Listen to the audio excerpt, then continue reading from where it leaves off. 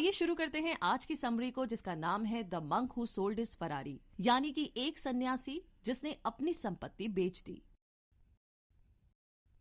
मैं हैरान था, अचंभित था ये देख करके कि जिस इंसान ने अदालत में खड़े होकर के अनगिनत कानूनी मामलों को जीतकर पूरे देश में नाम और शोहरत कमाई थी, आज वही प्रख्यात वकील उसी भरी अदालत में जमीन पर गिरा हुआ था।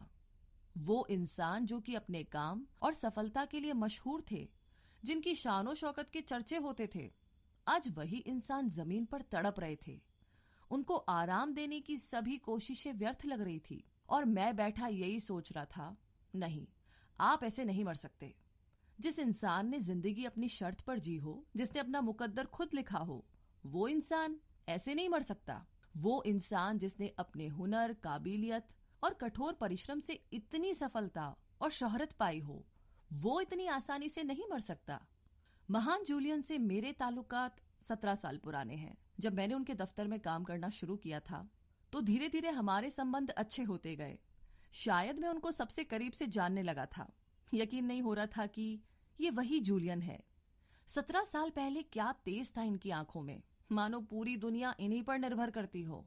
हर चीज को अपनी ही शर्तों पर करना, या यूं कहूं कि हर परिस्थिति को अपने काबू में रखना इनकी आदत सी थी। शायद मुझ में भी ना कुछ बात रही होगी, तभी तो इतने सारे लोगों के बीच उन्होंने मुझे चुना, एक मामूली लड़के को जिसका दूर दूर तक चालाकी से कोई ताल्लुक नहीं था। हाँ, बस ये कि मैं अपने बलबूते पर हार्वर्ड लॉ स्कूल से पढ़कर आया था। जूलियन के साथ काम करना खुशनसीबी थी मेरी। आपको ये जानकर शायद हैरानी हो, जितनी शक्ति वो दुनिया को दिखाया करते थे, उनके अंदर उतना ही नरम दिल एक बच्चा छुपा हुआ था, जो कि भावुक भी था और नादान भी, लेकिन वो दुनियादारी की फिक्र से बंधा हुआ था। उनका शानदार भव्य बंगला या चमचमाती लाल रंग की फरारी के पीछे कुछ तो रहस्य था, जो सब कुछ होते हुए भी उनके अंदर एक अजीब सा अकेलापन होने लगा था। कुछ तो राज था जिसका असर उनके काम और व्यवहार दोनों पर दिखने लगा था, और शायद यही उनकी बेचैनी का कारण भी बन रही थी। शायद दुनिया की इस दौड़ में वो पीछे नहीं रहना चाहते थे, तभी तो शोहरत और कामयाबी की भूख उन्हें दिन ब दिन निगल रही थी। ये तुम क्या कर रहे थे जूलियन? सब कुछ तो था तुम्हारे पास, फिर भी ये कैसी भूख थी तुम्हें? क्या कुछ पाना था तुम्हें? क्या चाहिए था तुम्हें? किस चीज की तुम्हें तलाश थी? आधी उम्र के होके भी वो बुजुर्ग लग रहे थे। एक गहरी थकान उनके चेहरे पर हमेशा कायम थी, और साथ ही वो हंसना भी भूलने लगे थे। मुझे अब भी याद है जब वो मुझसे अपने खालीपन की शिकायत करते थे। वो कहते थे कि अब वो वकालत से ऊब चुके हैं। आज दिल का दौरा पड़ने से वही महान इंसान जमीन पर यूं गिरे हुए थे, जैसे मानो कि प्रकृति ने उन्हें जिंदगी के असली मायनों से मिला दिया हो। दूसरों के लिए जीना, यही वजह थी जो कि नौजवान जूलियन ने वकील बनने का सपना देखा था। पर अब ये वजह कहीं गुम हो चुकी थी। इस खालीपन के पीछे एक गहरी कहानी थी। कुछ लोगों ने मुझे बताया था कि मेरे दाखिले से पहले फर्म में जूलियन के साथ एक बड़ी घटना घटी थी, जिसने उनकी जिंदगी बदल दी। तब मुझे ये दीवारें पर्दों से मजबूत मालूम पड़ी। इस राज से मैं अब तक अनजान था। कोई भी उस बात का जिक्र नहीं करता जिसने जूलियन से शायद उनका ज़मीर छीन लिया। मुझे जानना था कि उस रोज जूलियन के साथ ऐसा क्या हुआ था जिसने मेरे सबसे अच्छे दोस्त की ये हालत की। और आज मेरे ही सामने जूलियन पड़े हुए थे, और मैं हमेशा की तरह कुछ नहीं कर सका।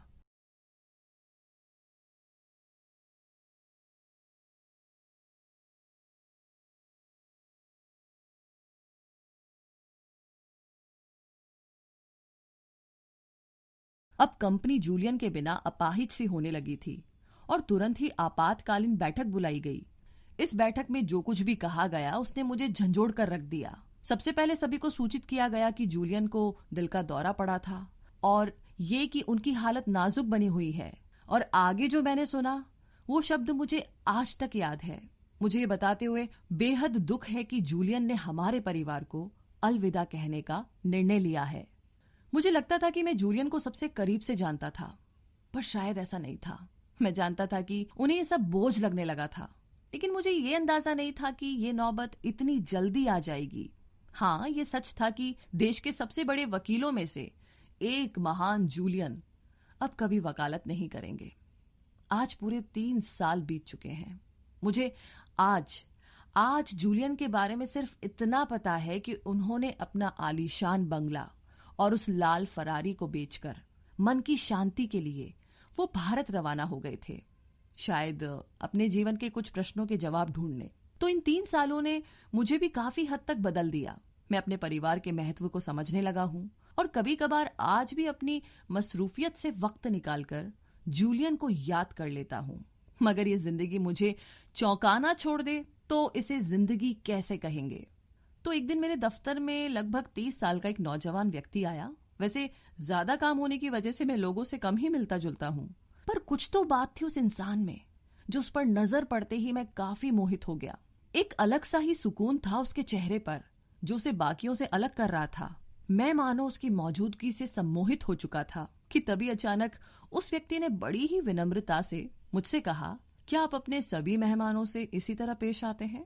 जिसने आपको अदालत के दांव पेच सिखाए हैं उनसे भी? ये सुनते ही मेरे होश उड़ गए। मैं चौंक गया। जूलियन, ये तुम हो? हाँ, वो नौजवान सा दिखने वाला व्यक्ति जूलियन है। उत्साह की लहर मेरे अंदर मानो उमड़ती जा रही थी। ये आखिर कैसे मुमकिन हो सकता है? मुझे समय लगा ये यकीन करने में, पर ये सच है। एक बदला हुआ जूलियन मेरे सामने इस तरह खड़ा है मानो फरिश्ते भी उसे देख करके शर्मा जाएं। ये शहद सी मीठी आवाज, ये तेज, ये ठहराव। तो आखिर क्या किया था जूलियन ने इन 3 सालों में कि उसे पहचान पाना भी अब मुश्किल हो रहा था।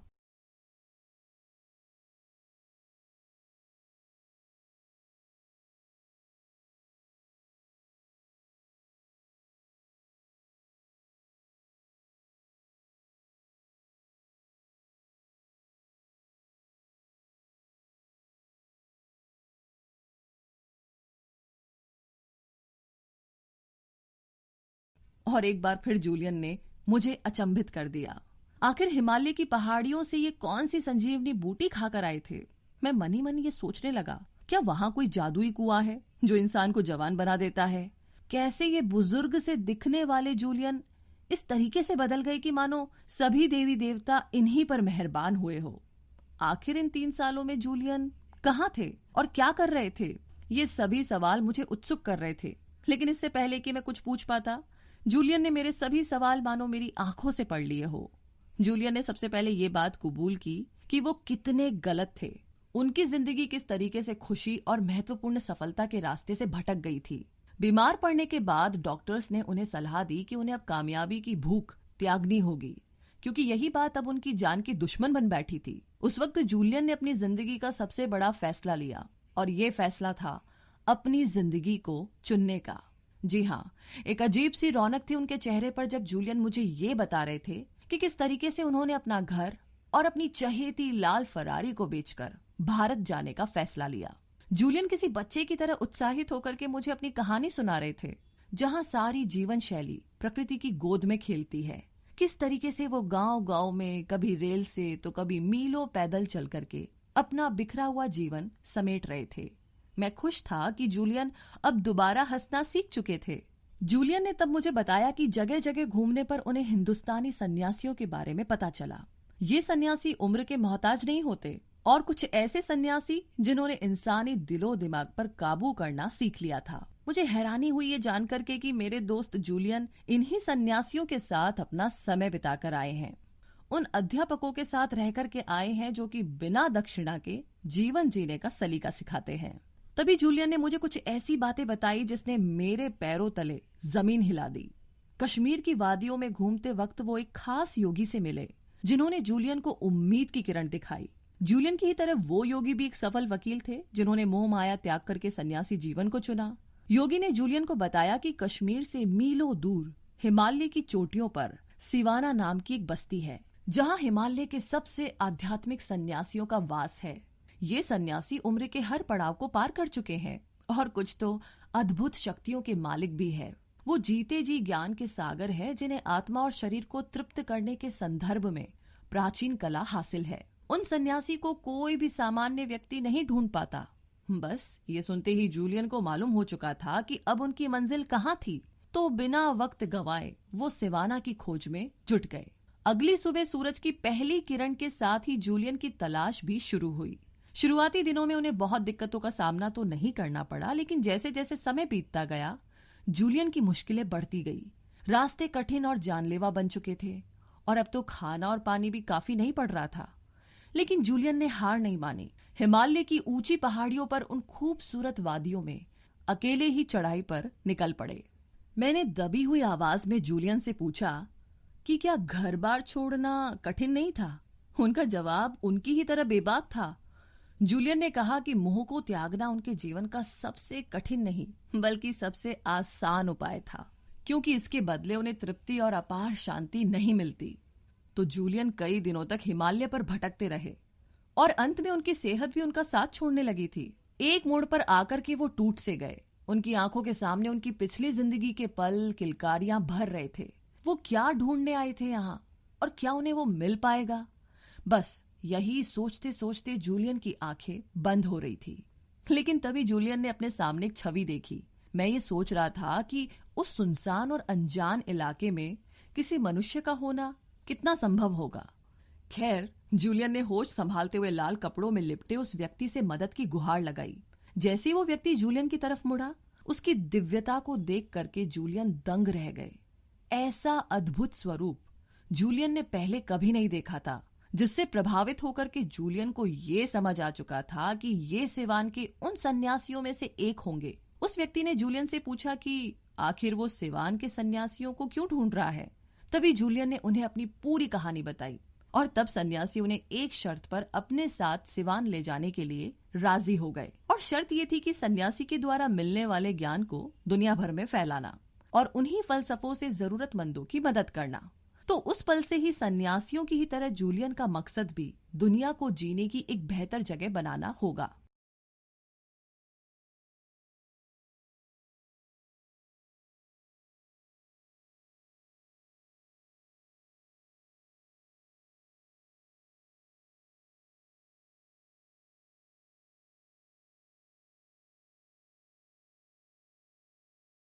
अब जूलियन ने चैन पाया और सिवान के उस सन्यासी के साथ निकल पड़े। रहस्यमय सिवान तक पहुंचने के लिए कई घंटों तक घुमावदार और जटिल रास्तों को पार करके जूलियन और सन्यासी एक हरी भरी घाटी में पहुंच गए। एक तरफ हिमालय की ऊंची पर्वतमाला तो दूसरी तरफ चीड़ के घनघोर पेड़। इन दोनों के सम्मेलन ने घाटी की सुंदरता को अद्भुत ऊंचाइयों पर पहुंचा दिया था। बस अब यही वो पल था। जूलियन का इंतजार खत्म हुआ जब सन्यासी ने उनसे कहा, सिवान में आपका स्वागत है। यहाँ दोनों फिर घाटी की ओर बढ़ने लगे, जो जंगल से होकर गुजरता था। चीड़ और चंदन के पेड़ों की खुशबू ने पूरे वातावरण को सम्मोहक कर दिया था।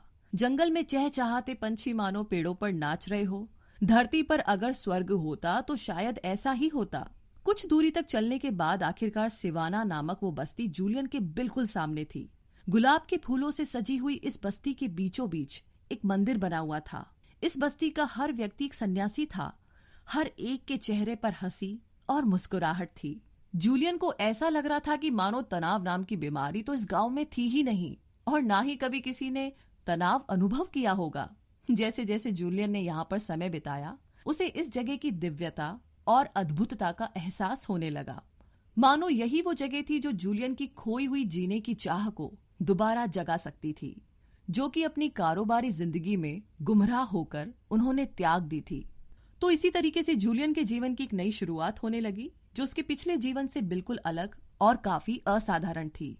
जूलियन की अविश्वसनीय कहानी सुनते सुनते कब सुबह से शाम हो गई पता ही नहीं चला।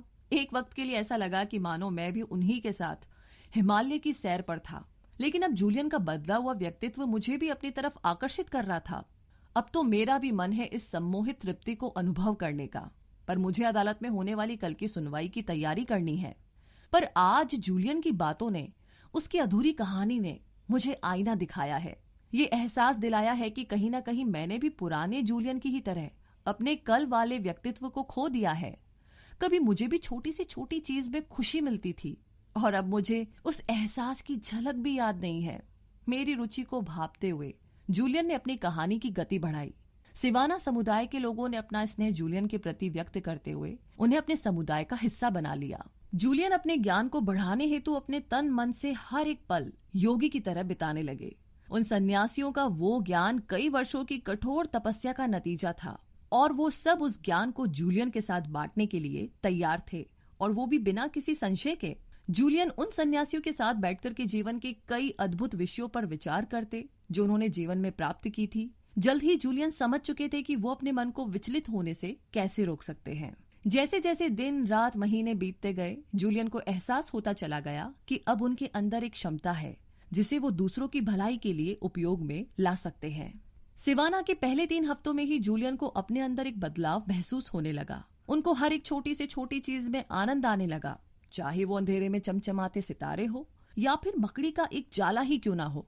उन्होंने बताया कि कुछ महीनों में ही उन्हें मन की शांति और आत्मा की तृप्ति का एहसास होने लगा, जो उन्होंने कई सालों तक शहर में रहकर अनुभव नहीं किया था।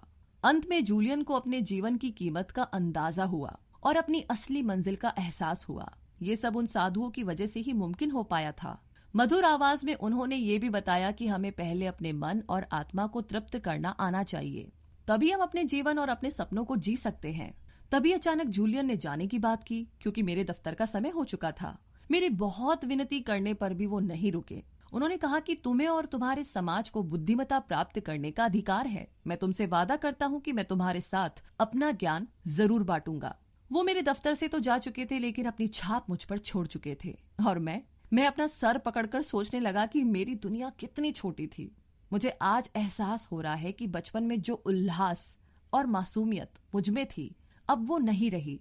और किसे पता कि शायद जूलियन की ही तरह मैं भी किसी दिन ये सब दुनियादारी छोड़कर उन्हीं की तरह तृप्ति की तलाश में कहीं दूर निकल जाऊं।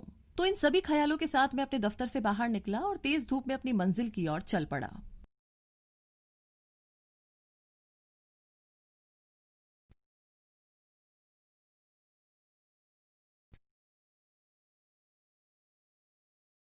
जैसा कि जूलियन ने कहा था, वो शाम को मेरे घर पहुंच गए।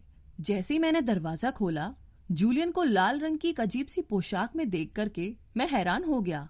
जूलियन से दोबारा मिलने की उत्सुकता में दिन भर में मैं मुश्किल से कुछ काम कर पाया था। इसीलिए जूलियन ने भी बिना वक्त गवाए उन रहस्यों को मेरे सामने एक एक करके खोलना शुरू किया और अपनी अधूरी कहानी के बारे में बताने लगे। पर न जाने क्यों मेरे मन को अभी भी जूलियन की बातों पर विश्वास नहीं हो रहा था। अचानक से मेरे मन में एक उलझन सी आने लगी। क्या हार्वर्ड यूनिवर्सिटी से पढ़ा हुआ ये वकील सच में अपना घर बार त्याग सकता है? कहीं जूलियन मुझसे कोई शरारत तो नहीं कर रहे थे? लेकिन फिर जूलियन ने मेरा शक दूर किया। जूलियन शांति से चाय की प्याली में चाय भरने लगे। चाय प्याली में भरकर गिर रही थी, पर जूलियन रुकने का नाम नहीं ले रहे थे। आखिर मेरे सब्र का बांध टूटा और मैंने पूछ ही लिया, ये क्या कर रहे हो तुम? इसमें और चाय नहीं आएगी, ये भर चुका है। और जूलियन ने मुस्कुराते हुए कहा, जिस तरीके से इस भरी हुई चाय की प्याली में और चाय नहीं आ सकती, उसी तरीके से तुम्हारा दिमाग भी तुम्हारे अपने ही ख्यालों से भर चुका है। ऐसे में नया ख्याल उसमें कैसे भर सकते हो तुम? उसकी बातों की सच्चाई सुनकर मैं थमसा गया। मुझे यकीन दिलाने के बाद आखिरकार जूलियन ने मुझे बताया कि किस तरीके से सिवाना के उस सन्यासी से जीवन का सबसे अहम और सबसे बड़ा ज्ञान हासिल हुआ, जिसने उनकी जिंदगी बदल दी थी। और ये ज्ञान था जीवन के उन अनमोल 7 सिद्धांतों का। जूलियन ने अपनी आंखें बंद कर ली, जैसे मानो कि वो इस दुनिया से परे वापस हिमालय की उन्हीं वादियों में चले गए हो। उन्होंने मुझे भी अपनी आंखें बंद करके वो जो बता रहे थे उसकी कल्पना करने को कहा। ये वही कहानी थी जो सन्यासी ने जूलियन को सुनाई थी, और अब यही कहानी जूलियन मुझे सुना रहे थे। जूलियन कहने लगे, तुम एक शानदार हरे भरे और सुंदर बगीचे में बैठे हो। पूरा बगीचा बहुत ही सुंदर फूलों से भरा हुआ है। तुम्हारे आसपास सब कुछ बहुत शांत है। इस बगीचे में तुम सच का स्वाद लो, मानो जैसे कि तुम्हारे पास समय ही समय है। अब सामने की ओर तुम्हें एक लाल रंग का बड़ा सा लाइट हाउस नजर आता है, और अचानक से उस बगीचे की शांति भंग हो जाती है। तभी एक दरवाजे के टूटने की आवाज आती है, जिसमें से एक सूमो पहलवान बाहर आता है और बगीचे के बीचों बीच घूमने लगता है। उस सूमो पहलवान ने एक पतली सी तार का लंगोट बनाकर पहन रखा है। जैसे ही सूमो पहलवान आगे बढ़ता है, उसे अपने सामने एक सोने की घड़ी दिखाई देती है, जो मानो कई साल से वहीं पर पड़ी हो। उस घड़ी पर पैर पड़ते ही वो सूमो पहलवान गिर पड़ता है और बेहोश हो जाता है। कुछ देर बाद सांस लेते ही उसे गुलाब के फूलों की सुगंध आती है और वो तुरंत से वापस खड़ा हो जाता है। होश संभालते हुए वो आसपास देखने लगता है और उसे झाड़ियों में से एक रास्ता दिखता है जो ढेर सारे हीरो से भरा पड़ा है। बिना वक्त गवाए वो सूमो पहलवान उस रास्ते पर निकल पड़ता है और तुम्हारी आंखों से ओझल हो जाता है। ये कैसी अजीब सी कहानी थी? क्या तुम इस कहानी को सुनने इतनी दूर गए थे? मैंने जूलियन से बड़ी ही बेबाक आवाज में पूछ लिया। इस पर जूलियन ने मुझसे मुस्कुराते हुए कहा कि उसने भी सिवाना के सन्यासी से कुछ ऐसा ही पूछा था जब उस महान सन्यासी ने जूलियन को ये कहानी सुनाई थी। और मैंने भी जूलियन की तरह ही कहानी में छुपे हुए उन 7 सिद्धांतों को नजरअंदाज कर दिया था। और अब बारी थी जिंदगी के इन्हीं छुपे हुए 7 सिद्धांतों को जानने की।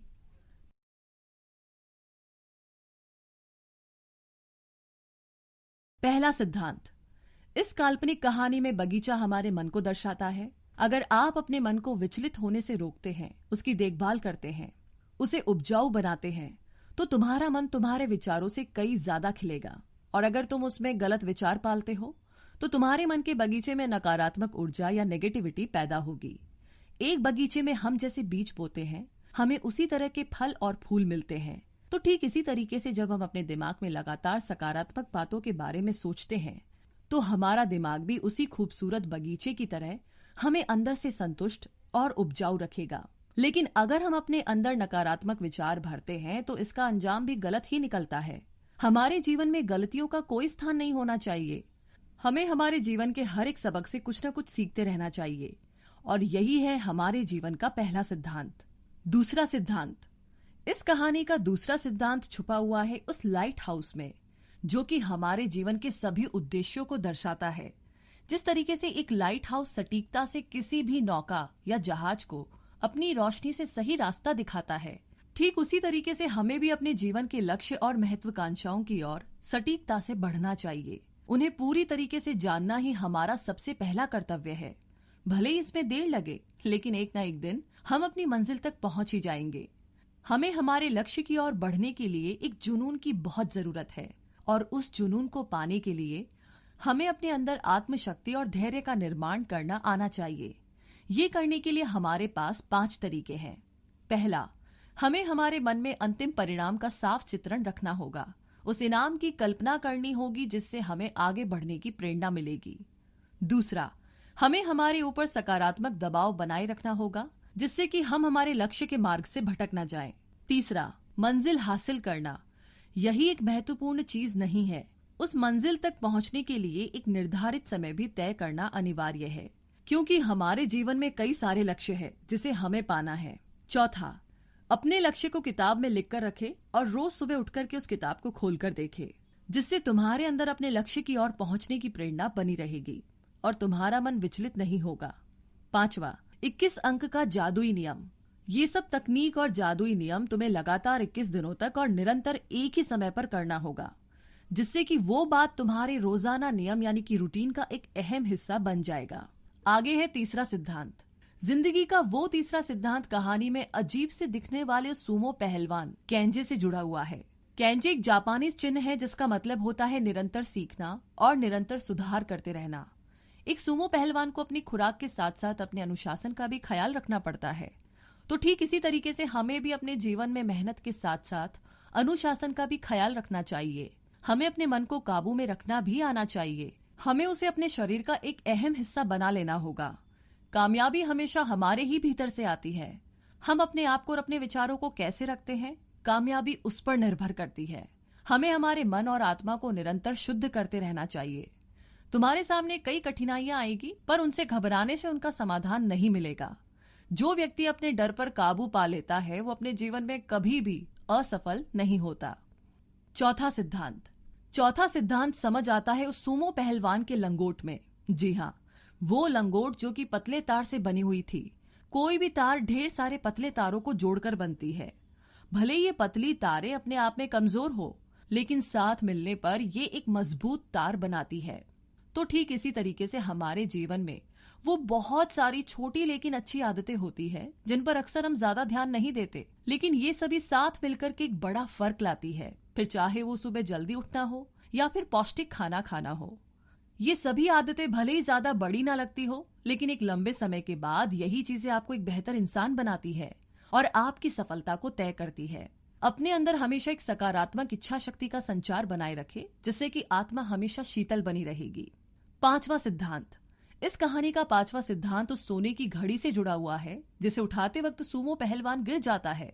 तो आप समझ ही गए होंगे कि ये घड़ी हमारे जीवन के समय को दर्शाती है। अमीर हो या गरीब, सभी के पास हर रोज 24 घंटे ही होते हैं। हम में से बहुत से लोग ऐसे होते हैं जिन्हें बेवजह काम टालने की आदत होती है। ये सरासर वक्त की बर्बादी है। समय का ध्यान रखने का मतलब ये नहीं है कि हम हर समय काम ही काम करें, लेकिन अपने काम, सामाजिक जिंदगी और परिवार के बीच इस समय का एक अच्छा संतुलन बनाएं। क्योंकि हर सफल इंसान दिन में उसी 24 घंटे में वो सब कुछ कर लेता है जिसके बारे में हम सिर्फ सोचते ही रहते हैं। तो एक बार समय हमारे हाथ से फिसल गया तो वापस कभी लौटकर नहीं आने वाला। इसीलिए हमें समय का सम्मान करते हुए और उसका आदर करते हुए उसका हमेशा पालन करना आना चाहिए। छठा सिद्धांत। छठा सिद्धांत जुड़ा हुआ है गुलाब के फूल से, जिसे सूंघकर उस पहलवान को होश आया था कि जो लोग दूसरों को फूल देते हैं अक्सर उनके हाथों में फूलों की खुशबू रह जाती है, और यही खुशबू दर्शाती है एक सामाजिक कारण को। भले ही आप कितने भी अमीर क्यों ना हो, दूसरों की मदद करने से जो सुकून मिलता है ना, उसकी कीमत आप नहीं लगा सकते। इसीलिए दुनिया के सबसे अमीर लोग दान पुण्य करके अपने मन को संतुष्ट करते हैं। तो यदि आपको भी यही सुख चाहिए तो दूसरों की मदद करना सीख लीजिए। एक मशहूर कहावत है, कर भला तो हो भला। बस यही कहावत इस सिद्धांत को दर्शाती है। हमें अच्छाई का काम कभी छोड़ना नहीं चाहिए और किसी अच्छे काम के बदले अच्छे फल की उम्मीद भी नहीं करनी चाहिए। हमें बिना किसी स्वार्थ के भलाई का काम करना चाहिए, तभी हमारी अंतरात्मा को जो खुशी मिलेगी उसे हम चंद शब्दों में बयान नहीं कर सकते। सातवां सिद्धांत। तो आखिरकार इस कहानी का आखिरी यानी कि जीवन का सातवां सिद्धांत जुड़ा हुआ है कहानी के नायक के रास्ते से।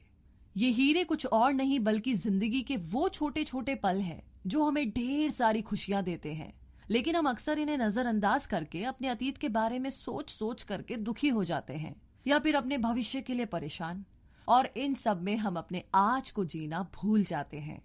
फिर चाहे वो अपने परिवार के साथ समय बिताना हो या अपने बच्चों के साथ खेलना या फिर किसी दोस्त के साथ एक कप चाय पीना हो, ये सभी हसीन पल हमारी जिंदगी में उन अनमोल हीरो की तरह होते हैं जिन्हें हमें संभाल कर रखना चाहिए। तो कामयाबी के लिए कभी भी अपनी खुशियों का गला मत घोटिए। जिस रास्ते पर तुम चल रहे हो, जीवन के उसी रास्ते पर चलते चलते तुम्हें अपनी खुशियों का एहसास जरूर होगा, क्योंकि खुशियां ढूंढने से नहीं मिलती बल्कि हर छोटी छोटी चीज में इस खूबसूरत एहसास। जय हिंद। तो फाइनली अगर आप इस समरी के एंड तक पहुंच गए हैं तो कांग्रेचुलेशंस, बधाई हो। बहुत ही कम लोग होते हैं जो नॉलेज के ऊपर टाइम इन्वेस्ट करते हैं, वरना आप कहीं और भी तो टाइम वेस्ट